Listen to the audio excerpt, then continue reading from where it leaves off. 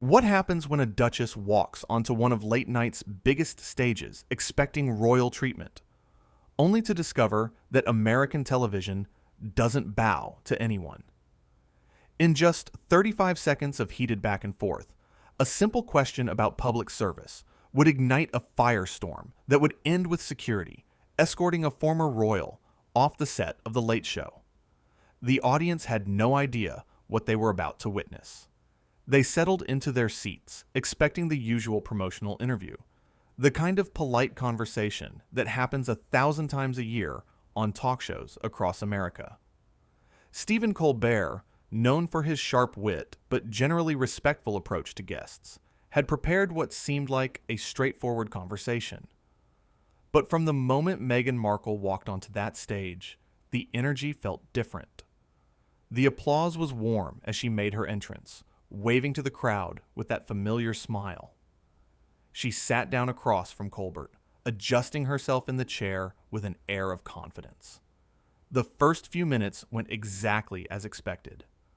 Colbert asked about her latest projects, her life in California, the usual topics that make for easy television. Meghan answered with practiced grace, her responses smooth and rehearsed. Everything seemed perfectly normal. Then Colbert shifted gears. He leaned forward slightly, his tone still friendly, but with a hint of genuine curiosity. "You've spoken a lot about wanting privacy and a normal life for your family," he said, "but you've also maintained a very public presence through interviews, podcasts, and various media projects. How do you balance those two things?" It was a fair question, one that many journalists had asked before. But something in Meghan's expression changed. Her smile tightened. There was a pause, just long enough to feel uncomfortable. "Well, Stephen," she began, her voice carrying an edge that hadn't been there moments before. "I think that's a rather reductive way of looking at my situation." The audience shifted in their seats. Colbert's eyebrows raised slightly, but he maintained his composure. "I don't mean it to be reductive," he replied calmly.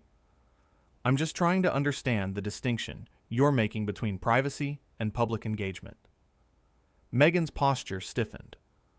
"The distinction should be obvious to anyone who's been paying attention," she said, her tone growing sharper. "There's a difference between being forced into a media circus by a hostile press and choosing to use your platform for good." "Of course," Colbert nodded. "But when you do choose to use that platform, doesn't that invite some level of public interest and questioning?" "What it invites," Meghan interrupted, her voice rising, "is respect. Something that seems to be in short supply, even here." The audience went silent. You could feel the tension rippling through the studio. Colbert sat back slightly, clearly taken aback by the sudden hostility. "I'm not sure what you mean," he said, carefully. "I'm asking you a question that I think a lot of people have." "A lot of people," Meghan repeated, her laugh bitter. "You mean the same people who've been tearing me apart for years? The same people who've made my life unbearable? And now you're giving voice to their narrative?" Colbert's expression shifted from surprised to concerned. "Meghan, I'm not trying to tear you apart. This is a conversation. These are legitimate questions about choices you've made publicly." "Legitimate?" she scoffed. "Is it legitimate to question a woman's choices when you'd never question a man's? Is it legitimate to hold me to standards that nobody else has to meet?" "I hold everyone to the same standard," Colbert replied, his voice firm but still respectful. "I ask tough questions of all my guests, regardless of gender. That's my job." Meghan leaned forward, her eyes flashing. "Your job is to ambush people? To make them uncomfortable? To side with the very forces that have tried to destroy them?" The audience was completely still now, watching this exchange unfold with mounting discomfort. Colbert took a breath, clearly trying to de-escalate. "Nobody's ambushing you. You agreed to come on this show. You knew we'd have a conversation. I'm simply asking you to explain your perspective."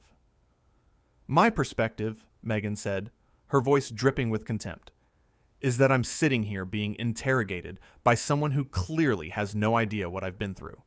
Someone who's probably never faced a single day of the scrutiny I've endured. Colbert's jaw tightened. You're right that I haven't lived your specific experience, but that doesn't mean I can't ask questions about it. That's how conversations work. This isn't a conversation, Meghan shot back. This is you trying to score points with an audience that's already made up their mind about me. This is you playing to the cheap seats. The camera cut briefly to audience members, their faces showing shock and discomfort. Some looked at each other uncertainly. This was not what anyone had signed up for. Colbert's voice remained steady, though there was an unmistakable thread of frustration creeping in. Meghan, I invited you here in good faith to have a discussion. I've been respectful. I've listened to your answers. But you're attacking me for simply doing my job. Respectful? Meghan's voice went up an octave. You call this respectful? Questioning my motives? Implying I'm a hypocrite? That's your idea of respect? I never called you a hypocrite, Colbert said firmly. I asked you to explain what might seem like a contradiction to some people. That's all. Some people, Meghan repeated mockingly. Always, some people. Never you, right? You're just the messenger. You're just asking the questions. But you know exactly what you're doing. You know exactly what narrative you're pushing. Colbert shook his head. The only narrative I'm interested in is the truth. And part of finding truth is asking difficult questions. Difficult for who? Meghan demanded. Difficult for me? Because it seems pretty easy for you to sit there in your position of privilege and power and tear down a woman who's already been through hell. Position of privilege? Colbert's voice carried a note of incredulity now. You're a duchess. You married into one of the wealthiest, most powerful families in the world. You have platforms that most people could only dream of. And you're talking to me about privilege? The audience audibly gasped. It was the first time Colbert had pushed back with real force, and the gloves were clearly coming off. Meghan's face flushed red. How dare you, she said, her voice shaking with anger. How dare you minimize what I've been through? You have no idea. None. Then help me understand, Colbert said, spreading his hands. That's why you're here. But you can't expect me to just accept everything you say without any pushback. That's not a conversation. That's a monologue. Maybe that's what I should have asked for, Meghan snapped. A monologue. Because clearly, you're not interested in actually hearing me. You're interested in playing gotcha journalism. I'm interested in the truth, Colbert repeated. And sometimes the truth requires asking uncomfortable questions. Meghan stood up abruptly, her microphone nearly falling off her lapel. You want uncomfortable? Let me tell you what's uncomfortable. Sitting here being ambushed by someone who's supposed to be a professional. Being treated like I'm on trial instead of being treated like a guest. Colbert remained seated, looking up at her with a mixture of frustration and disbelief. You're not on trial, but you're also not above being asked to explain yourself. Explain myself? Meghan's voice was nearly shaking now. To you? To this audience? I don't owe any of you anything.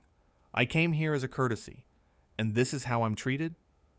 You came here to promote your projects, Colbert said, his voice taking on a harder edge. Let's be clear about that. This wasn't a favor to me. This was mutually beneficial. Or it was supposed to be. Mutually beneficial, Meghan laughed harshly. The only one benefiting here is you, getting to tear me down for your ratings. Getting to play the hero while making me the villain. Well, congratulations, Stephen. You got your moment. The only person making anyone a villain here is you, Colbert said, standing up now as well. I asked you fair questions. You responded with hostility and accusations. You've insulted me. You've insulted this show, and you've insulted this audience. This audience, Meghan gestured dismissively at the crowd, came here to watch a spectacle, and you gave them one. You got exactly what you wanted. What I wanted was a conversation, Colbert said, his voice rising for the first time. What I got was someone who can't handle even the mildest scrutiny without playing the victim. The audience gasped again. This was unprecedented. The Late Show had seen heated moments before, but nothing like this. Meghan's eyes blazed. Victim? You're calling me a victim? After everything I've survived? After all the abuse and hatred and lies? I'm saying you're acting like one right now, Colbert said firmly. I'm saying that you walked onto this stage with a chip on your shoulder, ready to be offended by anything I said. And when I asked you legitimate questions, you turned it into an attack. Because it was an attack, Meghan insisted. From the moment you asked that first question, you were trying to trap me, trying to make me look bad. The only person who's made you look bad tonight is you, Colbert said, his voice hard. I gave you every opportunity to have a real conversation. You chose to make it a confrontation. Meghan's hands were shaking now, her voice nearly breaking. I will not stand here and be spoken to like this. Not by you. Not by anyone. Then leave, Colbert said simply. If you can't handle a conversation, if you can't answer questions without attacking the person asking them, then maybe you shouldn't be here. The words hung in the air like a thunderclap. The audience sat frozen, barely breathing. Meghan stared at Colbert, her mouth open in shock. Excuse me? She said, her voice barely above a whisper. You heard me, Colbert said, not backing down. This is my show. These are my audience members who came here expecting professional behavior from both of us. And you've spent the last several minutes being hostile, defensive, and frankly rude. So if you can't engage respectfully, then yes, maybe it's time to go. Meghan's face went through a rapid series of expressions. Shock, anger, disbelief, and something that might have been embarrassment. You're asking me to leave? I'm giving you a choice, Colbert said, his voice calmer now, but still firm. We can sit back down, take a breath, and try to have an actual conversation. Or you can continue down this path, in which case, yes, I think it would be better for everyone if this interview ended. For a long moment, Meghan just stood there, trembling with barely contained rage. Then she reached up and yanked the microphone off her collar. You know what, Stephen? I don't need this. I don't need you. I don't need any of this. She threw the microphone down on the chair, the sound echoing through the silent studio. I came here in good faith, and you ambushed me. You disrespected me. And now you're trying to throw me off your precious show like I'm some kind of troublemaker? You're the one who created the trouble, Colbert said quietly. All I did was ask questions. Questions designed to humiliate me, Meghan shot back. Questions designed to make me look like a liar and a hypocrite. Well, I won't stand for it. I won't give you the satisfaction. She turned to walk off the stage, but Colbert's voice stopped her. Meghan, you're making a mistake. This isn't how you want this to end. She spun back around, her eyes blazing. The only mistake I made was coming here. The only mistake was thinking I'd be treated with basic human decency. But I should have known better. I should have known that no matter where I go, no matter what I do, there will always be people like you ready to tear me down. People like me, Colbert repeated, shaking his head. People who ask questions? People who expect guests to engage in actual dialogue? Yeah, we're terrible. Mock me all you want, Meghan said, her voice breaking. That's what you're good at, isn't it? Making people feel small so you can feel big. The only person trying to make anyone feel small here is you, Colbert said. You've spent this entire time trying to make me feel like a villain for doing my job. You've accused me of things I didn't do. You've twisted everything I've said into some kind of attack. And now you're storming off like I'm the problem. You are the problem, Meghan hissed. You and everyone like you. Everyone who thinks they have the right to pick apart my life, my choices, my family. I'm done with all of you. She started walking toward the exit again, her heels clicking loudly on the stage floor. The audience watched in stunned silence, many with their hands over their mouths. Colbert called after her one more time. "Meghan, if you walk off this stage right now, you're proving every critic right. You're showing that you can't handle tough questions. Is that really what you want?" She stopped at the edge of the stage, her back to him. For a second, it seemed like she might turn around, but then her shoulders squared, and she kept walking. "I need security to escort Ms. Markle out," Colbert said quietly into his microphone, his voice heavy with resignation. Two security personnel appeared almost immediately, moving quickly but professionally toward Meghan. She didn't resist, but she didn't acknowledge them either. She simply walked between them, her head held high, her face a mask of fury and wounded pride. As they reached the exit, she turned back one final time. "You'll regret this, Stephen. You'll regret treating me this way." "The only thing I regret," Colbert said, his voice carrying across the silent studio, "is that we couldn't have the conversation I hoped we'd have. The one where we actually talked instead of fought. But that would have required you to be willing to engage honestly, and clearly that wasn't going to happen." Meghan's response was to turn and disappear through the exit, the security guards following closely behind. The door closed with a heavy thud that seemed to echo through the entire building. Colbert stood there for a moment, running a hand through his hair.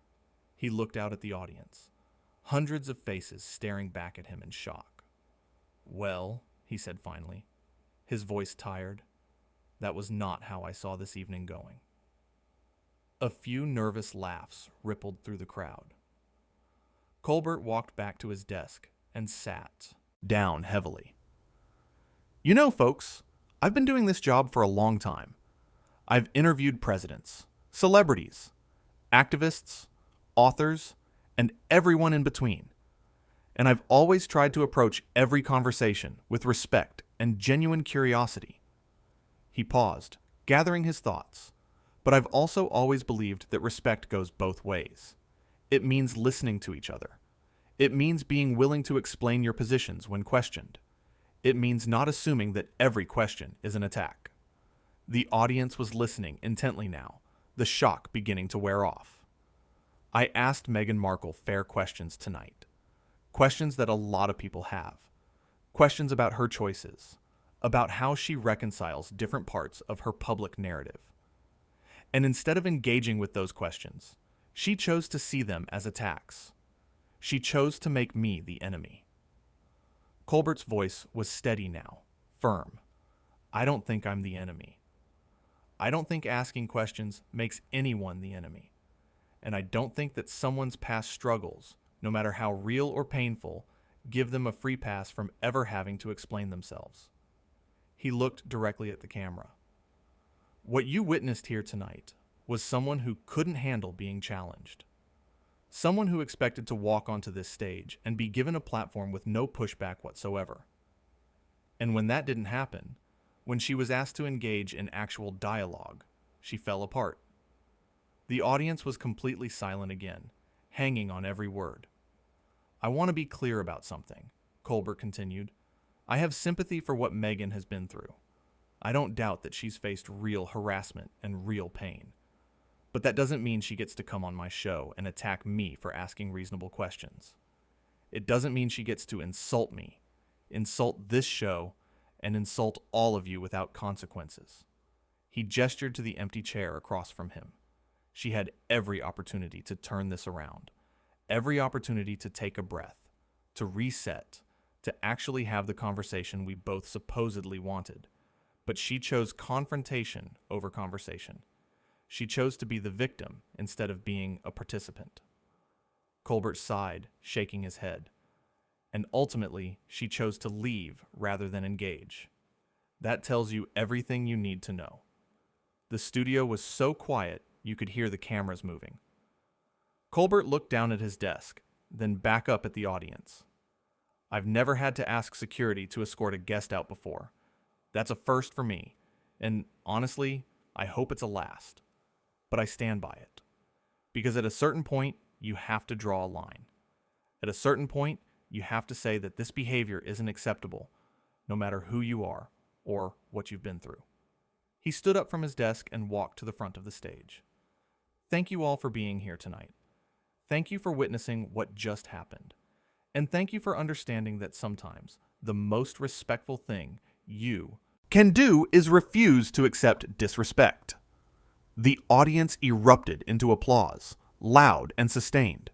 They rose to their feet, giving Colbert a standing ovation that seemed to go on forever. He stood there, accepting it with a humble nod, his expression a mixture of vindication and exhaustion. When the applause finally died down, Colbert raised a hand. We're going to take a quick break. When we come back, we'll have some music and try to end this night on a better note than it started. Stay with us. The camera pulled back as the studio lights dimmed slightly. Colbert still standing there, looking at the empty chair where his guest had sat just minutes before. The contrast was stark. One chair occupied by someone willing to stand their ground and defend their principles. One chair empty, abandoned by someone who couldn't handle the heat. As the commercial break began, audience members turned to each other, talking excitedly about what they'd just witnessed. Some were shaking their heads in disbelief. Others were nodding in agreement with Colbert's final words. But all of them knew they'd just seen something remarkable, something that would be talked about for a long time to come. Behind the scenes, staff members scrambled to adjust the rest of the show. The carefully planned segments that were supposed to follow the interview had to be scrapped. New content had to be found to fill the time. But in a way, nothing they could have planned would have been as compelling as what had just happened. In his chair, Colbert sat quietly during the break, processing what had occurred. Producers came over to check on him, to make sure he was okay. He assured them he was fine, just surprised by how things had escalated. He'd dealt with difficult guests before, but never one who had spiraled so completely, so quickly. The makeup artist touched up his face, but there was nothing that could be done about the tiredness in his eyes. This kind of confrontation took a toll, no matter how justified. It wasn't what he'd wanted. It wasn't what anyone had wanted. But sometimes, television gave you moments you couldn't have scripted if you tried. When the show came back from commercial, Colbert did his best to lighten the mood. He introduced the musical guest with extra enthusiasm. He smiled at the audience and made a few jokes. But everyone in that studio knew that the real story of the night had already been written. Everything else was just epilogue. The musical performance was excellent, the kind of energetic, uplifting set that the show needed after such tension. The audience clapped along, grateful for the release. Colbert watched from his desk, nodding his head to the beat, trying to let the music wash away some of the stress. As the show wound down and Colbert gave his closing remarks, he made no mention of what had happened earlier. He didn't need to. It spoke for itself. He thanked the audience, thanked his staff, and signed off with his usual warmth and professionalism. But as the credits rolled and the audience filed out, everyone carried with them the memory of those incredible minutes. The moment when a simple interview became a battle of wills. The moment when someone's inability to handle scrutiny became impossible to ignore. The moment when one person stood firm while another crumbled under the weight of their own defensiveness. The stage crew began breaking down the set, removing microphones and adjusting cameras for the next day's show. The chair where Meghan had sat remained empty, a silent reminder of what had transpired. In just 35 seconds of heated back and forth, everything had changed. A question about public service had become a referendum on accountability. A promotional interview had become a masterclass in what happens when someone expects deference, but receives dialogue instead. And through it all, one thing remained crystal clear. When someone can't answer simple questions without turning them into attacks, when someone can't engage in conversation without seeing enemies everywhere, when someone would rather storm off than face even mild scrutiny, they tell you everything you need to know about themselves. No amount of past suffering excuses present behavior. No amount of victimhood justifies refusing to be accountable. Stephen Colbert had done his job. He'd asked fair questions. He'd maintained his composure even when attacked. He'd given his guest every chance to course correct. And when she chose chaos over conversation, he'd done what needed to be done. He'd drawn the line. He'd stood his ground. And he'd shown that respect, real respect, is a two-way street that requires both sides to show up and engage honestly.